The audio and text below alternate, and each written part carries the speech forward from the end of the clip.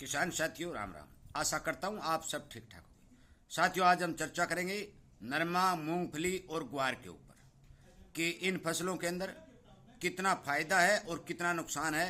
क्योंकि जो जो खबर निकल के मेरे पास आ रही है मैं उन खबरों को आप तक पहुंचाने की भरपूर कोशिश करूंगा और आपको ये जानकारी देने का प्रयास करूंगा कि अपने देश के अंदर अब की बार इन तीनों ही फसलों की क्या स्थिति रहने वाली है।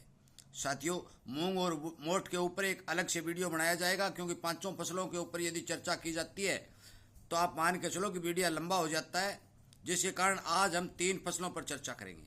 और इस बात की जानकारी हर किसान को होनी बहुत ही जरूरी है।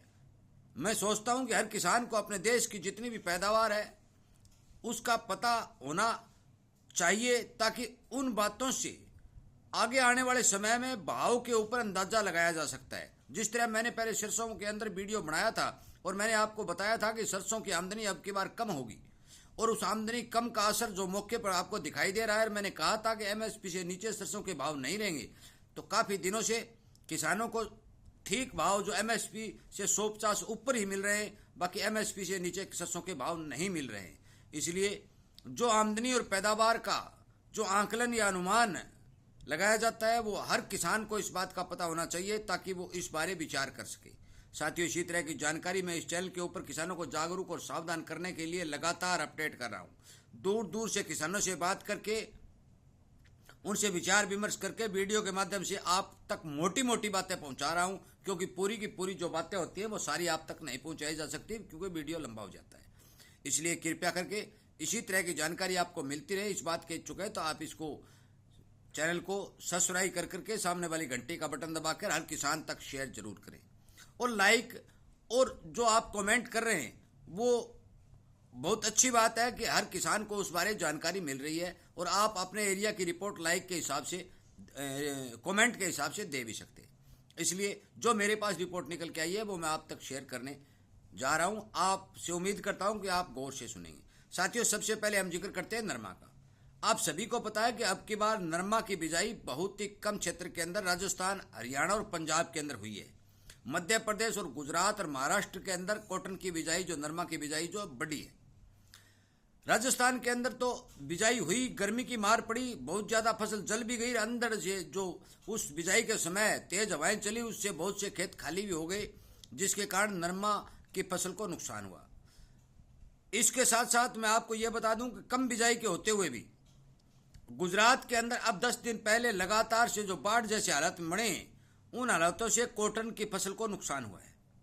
साथियों मेरा मानना यह है कि जिन किसानों से मेरी बात होती है उनका विचार यह है कि अब की बार गुलाबी सुंडी की मार कम होने और फसल ठीक ठाक होने से कम बिजाई का असर तो फसल पर दिखाई देगा, और गुजरात के अंदर जो बाढ़ है उसका भी असर जो इस कॉटन नरमा की फसल पर दिखाई देगा। परंतु पिछले साल के लगभग पैदावार नरमा की होती हुई हमारे देश में दिखाई दे रही है। सभी किसानों का मानना है कि अब की बार पिछले साल से कम पैदावार हमारे देश में नहीं होनी चाहिए। इसलिए यदि 5 या 7-10% नुकसान होता है तो उसकी कोई अतिशयोक्ति नहीं होती, परंतु पिछले साल से कम नरमा और कपास की पैदावार नहीं रहेगी, लगभग उतना उतारा आ जाएगा। अब बात करते हैं मूंगफली की। साथियों अब की बार जो मेरे पास रिपोर्ट निकल के आ रही है, मूंगफली की बंपर पैदावार होने के समाचार मिल रहे हैं। केवल गुजरात के कुछ जिलों को छोड़ करके जहां बाढ़ से नुकसान हुआ है, बाकी राजस्थान, हरियाणा के जितने भी क्षेत्र हैं वहां पर मूंगफली की बिजाई अच्छी हुई है। और अच्छी बिजाई के चलते लगभग एरिया के अंदर मूंगफली की पैदावार ठीक दिखाई दे रही है। थोड़ा बहुत उखेड़ा आदि मूंगफली में आया है, परंतु वो सदा की तरह जिस फसलों में आता है उसी तरह आया है, परंतु ज़्यादा नुकसान मूंगफली के फसल में कहीं किसी एरिया में दिखाई नहीं दिया है। इस बात की ये पक्की रिपोर्ट है। अब हम बात करते हैं साथियों ग्वार की। साथियों आपको मैं अब क्लियरिटी बता देना चाहता हूँ कि हरियाणा और राजस्थान के एरिया जितने भी हैं, कुछ एरिया गुजरात का, उसके अंदर जो ग्वार की बिजाई होती है वो बिजाई तो घटी थी। लगभग जो आंकड़े निकल के आए थे उसके हिसाब से 20 और 25% तक की बिजाई जो है ग्वार की घटी थी। और बिजाई घटने के साथ साथ जो खंड वर्षा हुई है, मैंने एक वीडियो में बताया भी था, अभी खंड वर्षा होगी किसानों को नुकसान होगा। ग्वार की फसल को मान के चलो कि 25% एरिया तो बढ़िया है। हरियाणा का भी मैं आपको कुछ बेल्ट है जो बाढ़ समेत एरिया है, मंडी आदमपुर के साथ कुछ लगते हुए गांव हैं, इधर गोगा मेड़ी के आसपास के जो राजस्थान भादरा बेल्ट के गांव हैं, इधर नौर के आसपास के गांव, कुछ एरिया के अंदर तो ग्वार की फसल ठीक है और ठीक चल रही है। परंतु जिस तरह सिरसा जिला हो गया, हनुमानगढ़ जिला हो गया, गंगानगर जिला हो गया, और जो जैसलमेर बाड़मेर आदि जो जिले हैं, नागौर जो जिला है, वहां पर ज्यादा बरसात के कारण ग्वार को ज्यादा नुकसान हुआ है। जिन जिन किसानों से मेरी बात होती है, जो आंकलन सामने निकल के आता है, मैं आपको बता देना चाहता हूं कि ग्वार की बिजाई तो अभी 25% तक घटी है, परंतु इसकी पैदावार में भी अब की बार पिछले साल से कम उतार आने की पूरी संभावना है।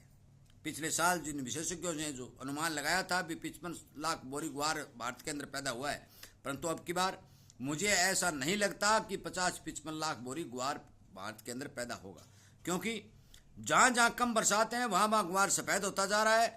परवा हवा के चलते बहुत ही कम खेतों के अंदर फल दिखाई दे रहा है। गुजरात जैसे एरिया के अंदर जहां बढ़वार बहुत ज्यादा हो गई है, उसका उतारा बहुत कम निकलेगा। गंगानगर एरिया में कुछ खेतों में बढ़वार ज्यादा है, परंतु कुल मिलाकर के आपको इस बात के ऊपर आकर अटिक रहना होगा कि पिछले साल से ज्यादा ग्वार की पैदावार नहीं होगी, कम होगी, क्योंकि ग्वार के अब की बार जो फसल के अंदर बीमारी का प्रकोप जो ज्यादा दिखाई दिया है, उस बीमारी के कारण ग्वार की पैदावार घटी है।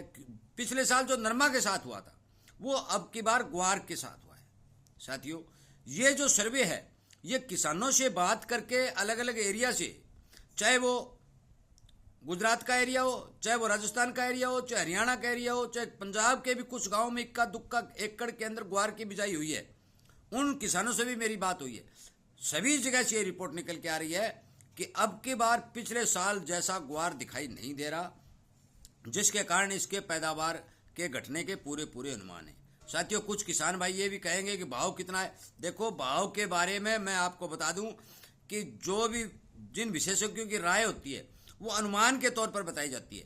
पिछले साल भी ग्वार के भाव में सभी विशेषज्ञ तेजी में थे, परंतु किसानों के घर से या स्टोकियों के पास से या व्यापारियों के पास इतना माल निकल के आया कि मान के चलो कि हर मील की मांग की पूर्ति होती रही। साथियों, किसान के घर के माल का कोई आदमी अंदाजा नहीं लगा सकता किस किस किसान के पास कितना माल पड़ा है। अंदाजा जो पिछले साल लगाया था वो अंदाजा फेल हो गया, क्योंकि किसान के घर से बहुत ज्यादा माल निकल गया।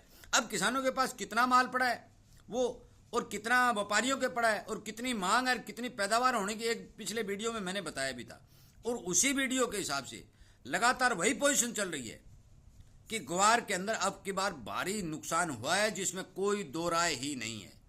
मैंने आपको तीनों ही फसलों के बारे में बता दिया। मूंगफली के अंदर कहीं भी किसी भी तरह के नुकसान के समाचार नहीं है। कॉटन की पैदावार पिछले साल से अच्छी होने की उम्मीद है। यदि उखेड़ाबाजी या और ज़्यादा मौसम खराब हो जाता है तो अलग बात है, परंतु पिछले साल गुलाबी सुंडी की चपेट के कारण किसानों को बहुत मार पड़ी थी, परंतु अब की बार कॉटन के अंदर कुछ हद तक बचाव है। गुजरात के अंदर जरूर कॉटन की फसल को नुकसान हुआ है, और वो मैंने आपको बता भी दिया भी 10-15% का नुकसान कॉटन के अंदर दिखाई दे रहा है। कम बिजाई से जो पैदावार घटेगी वही 10-15% से ज़्यादा नहीं घटेगी।